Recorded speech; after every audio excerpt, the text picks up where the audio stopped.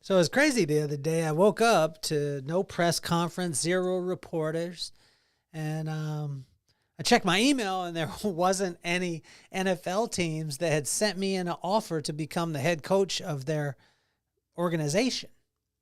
I was confused by this, and I was especially confused because I woke up and my son was in the bed. He snuggled with us the night before. We got to watch some Goldbergs, and my wife was still kind of asleep. But as I woke up, they kind of both looked at me a little bit, and there's, through their sleepy eyes. Neither one of them celebrated me, jumped up and down, anything like that. I was thinking, well, what is happening here? Because the night before, my son's 7th and 8th grade flag football team was coached by yours truly, and we won the opening round of the playoffs. Now, I would have thought that the reporters would have been there, the press conference, the offers from the NFL, all these things, but nothing. This huge deal that I was, getting ready for, scheming, all the plays, all those things the day before wasn't that big of a deal. And it took me back to the conversation that I had with my brother the day before that I didn't want to listen to, but the truth bomb detonated the next morning when I realized what I saw as such a huge deal, a big deal in my life, wasn't that big of a deal. My brother delivered his wisdom the day before on the Friday. He delivered the message the same way that Mike Tyson used to deliver a uppercut on Mike Tyson's Punch-Out when you were playing Nintendo. I mean, that was something that you could not avoid. And if you ever tried to solve the game, I love you if you did. I ended up doing it after years. But that uppercut, literally, you couldn't dodge it. It would knock you into next week. And that's what my brother's words did the day before when he told me. He's like, I was telling him my challenges. I was getting ready, this big deal as far as getting ready for a flag football game. And he was like, wait, stop. And I was like, okay. And he said, you're not that good. And the kids, they're not that good either. Because if you were that good, you would be coaching in the NFL someplace, and you're not. So just enjoy the game. Well, obviously, at the time, I didn't want to listen to it because I was thinking he doesn't understand who I am, how good these kids are. But when I woke up the next day and there was no press conference, there's no reporters, there's no offers, and my son who played in the game and won the game and my wife who watched the game, they didn't even congratulate me. This big deal in my life was actually not that big of a deal. And my brother had told me when he got done, just enjoy the game. It helped me to realize that the big deals of today, 5 years from now, I won't even remember. So just enjoy the game. In Proverbs 1, it reminds us that we serve a gracious God that will love us through what we see as big deals and encourages us that everything is going to be cool. So just enjoy the game. Let's get this party started.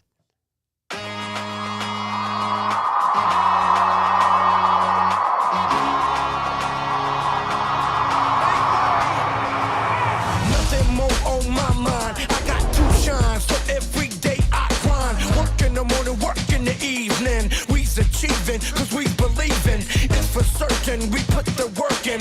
We ain't stopped just because it's hurting. Right before your eyes, so it's coming to no surprise. The takeover is televised. Over and over and over again. Make no mistake, we continue to win. Defeat never known, cause I will not lose. They wanna mimic my moves, but can't walk in my shoes.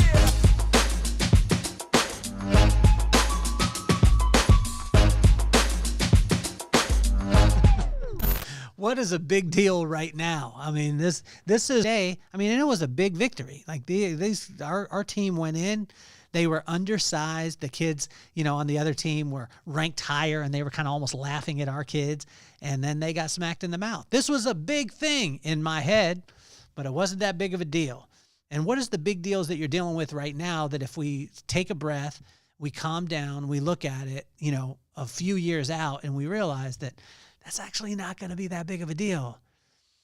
And in Proverbs 1, it's incredible because it just really invites us to simplify, slow down, and realize that, obviously we serve a gracious God. He's going to be there with us. And even if we overreact, which a lot of times we do as humans, when we overreact, he's still going to be there with us. But he encourages us not to overreact because he's in control. In verse 1 through 7, before we do that, I want to tell you, come and hang with us at the Vibe Experience. It's going to be April 12th. We've got Baron Baptiste, we've got Keith Hale, we got James Dixon, we got Peter Anthony, we got myself. So you're going to hear entrepreneurship, coaching, you're going to hear public speaking, you're going to hear marketing, and we're going to align your vibe, which is your heart, your mind, and your skills, and put those in line and create an irresistible vibe. It'll be a phenomenal day, a full experience. That'll be from 9 to 3, and then we break for about 3 hours. And then we have the vibe room at night. It is going to be unbelievable. So super excited about that, and be honored to be able to have you to come out. I know, Stacy, you're already on your way, and very excited to be able to see you there. And we've got a couple others that are on their way in too, which is going to be unreal. So let's jump right into Proverbs 7 and or Proverbs number 1. If you want the good stuff, go to the source of the good stuff, right? And as I read through that, it's just, it's so simplistic, but most of the time we overlook the simple, right? Wisdom is so simple because wisdom is the right use of knowledge. And if we get that, it's so simple, but we overlook that because a lot of times we want to complicate it up. In verse 1 through 7, it just reiterates this. If you want the good stuff, go to the source of the good stuff. If you go to the source of the bad stuff, but you expect good stuff, this is what happens all the time. And I used to deal with it in the professional beauty industry. I said that there was 4 things that young ladies should stay away from to be successful, early on in their career. And that was boys, boys, boys, and boys.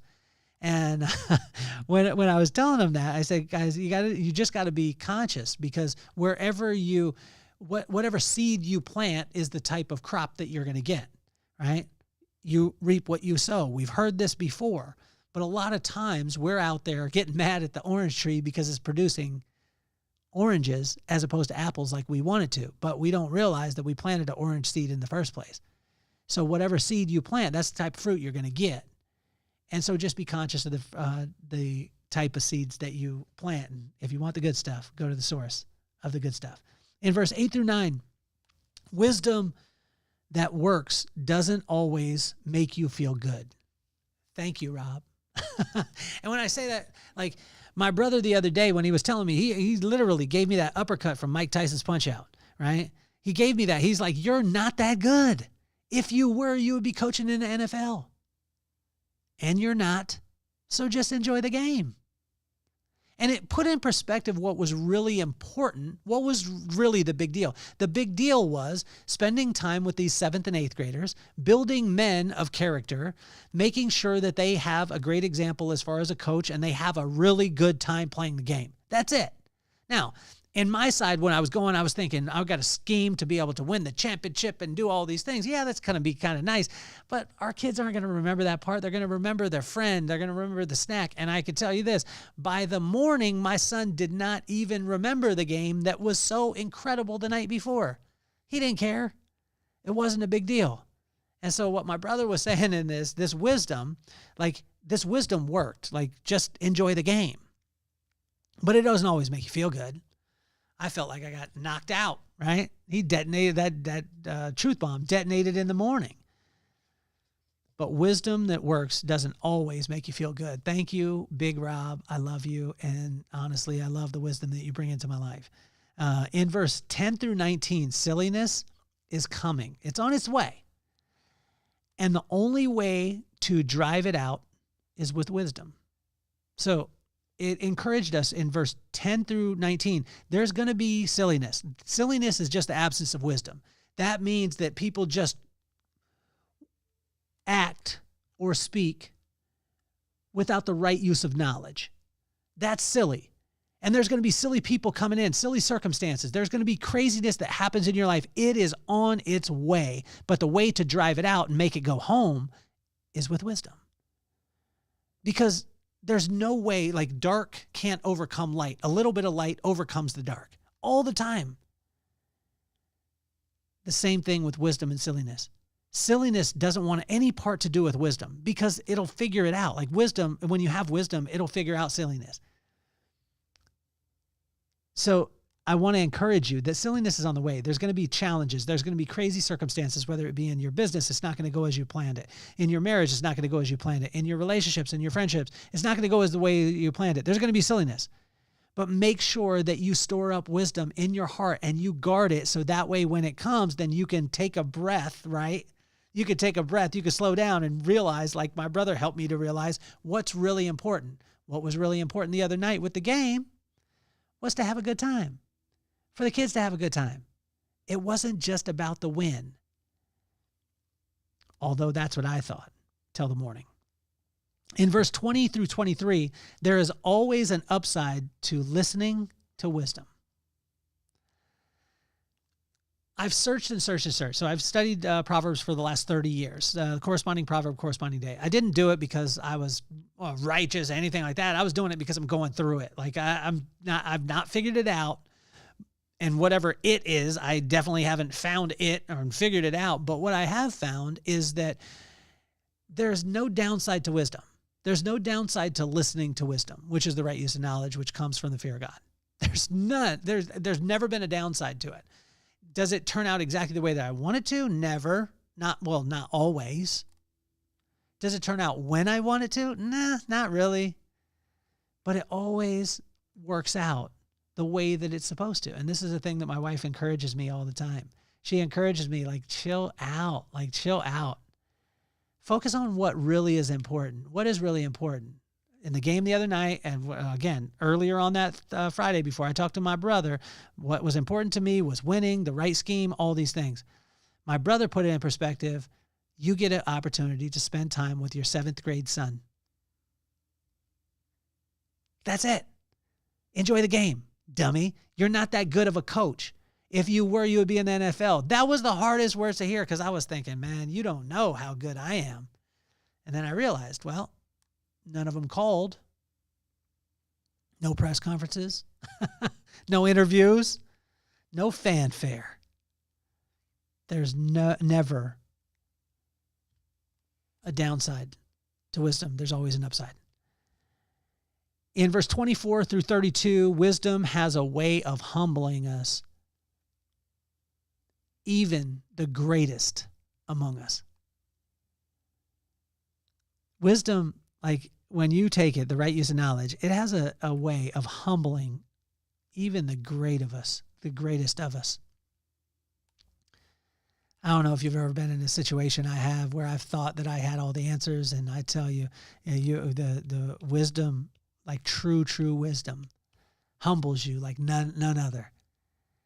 And in verse 24 through 32, it really emphasizes this and helps us to realize that when we lock into the source, right? If you want the good stuff, go to the source of the good stuff. When you're locked into the good stuff, which is just a relationship with God and spend time with him, not through a ritual or religion, but just through a relationship, and just have a relationship with him, talking with them, listening, and applying those things as you go along. What'll start to happen is you'll start to realize that there's somebody else in control that has his purpose, his plan, and his timing. And then you start to realize that the big deal in my head is not that big of a deal. I can make it into a big deal, and I could stress over it, and I could make all these plans. I could do all these things, but why not just be in touch with the one who's in control of it? And then that way you can enjoy the thing that's right in front of you and the actual big deal, the real important thing. Learn from my mistakes. In verse 33, as we wrap up, it's never too late to choose wisdom. It's never too late. And for me, I tell you, Rob, I want to apologize to you because I didn't listen to you on Friday. I heard your words, but I didn't listen to you. I didn't apply it. I still went into the game. I was focused. I was all these things. And then when I got done with the game, I was like, man, that is true. Just spending time with my 7th graders, spending time with Maddox. It's like the greatest thing in the world. Who cares if they make the play, they fumble the ball, whatever it is? Who cares? I want to spend time with my son. And that next morning, I realized the wisdom that Rob had dropped on me. And hopefully this week, because we have another game, I'll apply it. So I want to thank you, Rob. Sometimes I don't apply it right away, but I listen to you and I love you, and you bring a ton of wisdom into my life. You see, most of the big deals in your life right now that are making you curl up into a ball and question whether life will go on will be a distant, blurry memory in the years to come. Now, there will be those circumstances like the Tennessee Titans coming up 1 yard short against the Rams in the Super Bowl, or not being able to access De La Soul's library on Apple Music until a couple years ago, that are truly the big deals. Those are the big deals. Outside of major events like that, just accept my big brother Rob's priceless wisdom that you are not that good. If you were, you would be coaching in the NFL. And you're not. So just enjoy the game and keep it moving. I love you, Rob, so much. You inspire me all the time, and not only in life, as a friend, as a brother, in business. You always bring incredible wisdom that sometimes I don't want to hear at the time. But if you're dealing with a big deal in your life right now, apply those words that my brother said to me. And this was tough because most of the things, unless you're the Michael Jordan in what it is that you're doing right now, like in that specific area, like he said to me, my brother said this, he said, you're not that good. If you were, you'd be coaching in the NFL, and you're not. So just enjoy the game. And most of us, the big deals in our life, 5 years from now, ain't going to be that big. So I want to encourage you today, enjoy. Make the big things, but all the rest of the stuff, let it roll off your back. I want to tell you, thank you so much for tuning in. It's another episode of Inchstones, a bunch of little things that we can focus on, celebrate, that become the milestones in our life. If you haven't joined our Substack too, go ahead and join our Substack. It would be my honor to have you there. It's a newsletter. I do it in my handwriting because I want it to be as personal as possible. And, we really appreciate you supporting, sharing every episode, and I want to thank you from the bottom of my heart. My name is Kelly Cardenas, and I'm officially off the hot seat. Peace, love, and soul.